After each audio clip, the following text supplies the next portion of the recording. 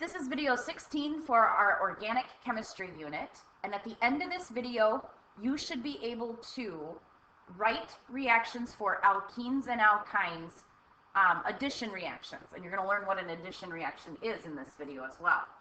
So an addition reaction is the dominant reaction for both alkenes and alkynes. So remember, alkenes have a double bond, alkynes have a triple bond. And what it involves is the addition of something to two atoms that form the double bond. So if we look at ethylene or ethene, which is the same thing, ethene. Here we have F for two carbons and the ene is for the double bond, and to it we're going to add bromine. Now what's going to happen is this double bond is going to open up, and the C, which currently has two H's on it, is going to have another available bond.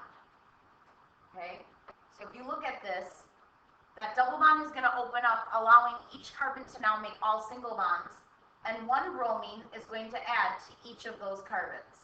So the product that you've now created is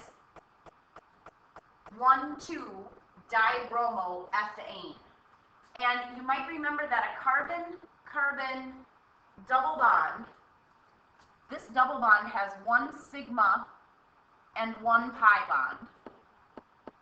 And what you've done is you've broken the pi bond with the addition reaction, and you've replaced it with a single bond on each carbon. So more single bonds are all sigma bonds. So another common addition reaction is something called hydrogenation, which means we are adding hydrogen across the double bond. Now there's some requirements for that. It requires high temperatures and pressures, and usually a catalyst like nickel, platinum, or palladium. In a hydrogenation reaction, the alkene is going to be converted to an alkane, because what you're doing is breaking the double bond just to add more hydrogens. So you're, in a sense, saturating it. If you have an alkyne, which is a triple bond, you're going to break the triple bond and make it a double bond, so an alkene. So here we have an example of the hydrogenation of, what that is 2-butene. Okay, so 1, 2, 3, 4. The double bond lives on carbon 2, so we call this 2-butene. And what we're going to do is break that double bond right here. And these two C's on either side are going to make single bonds. So if we look, we're going to get CH3, CH, and that'll become now a single bond. And what will come out of those is we'll be able to bond our H across that, the hydrogenation. So we have now created butane. All single bonds, so it should end in an ANE. Now in order for that to happen, we need a nickel catalyst, and we need about 180 degrees Celsius for that to happen.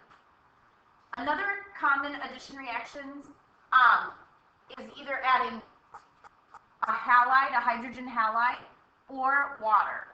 Now, in the hydrogen halide, what we're going to do is this C, I'm going to actually draw this a little backwards. This double bond will open up, and on one of the C's, we're going to get an H, and on the other one, we're going to get a Br. And because this is ethane now, or excuse me, a root of F, two carbons, we're going to name this bromoethane. You don't have to say one bromoethane, because no matter where you put that bromine, it's always going to be on the one carbon. If we do the exact same process, but this time add water, we have to have that in the presence of concentrated sulfuric acid. This double bond's going to break. We're going to open up that double bond again. But this time, on one of the carbons, we're going to get the H, and on the other carbon, we're going to get the OH. And what we've created there is an alcohol. So this becomes ethanol.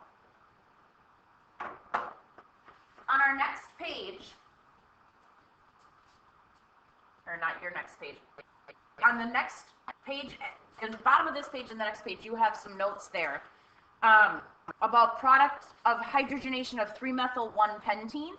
And on this other practice problem, I want you to, if I give you the final product, I want you to tell me what the original alkene was.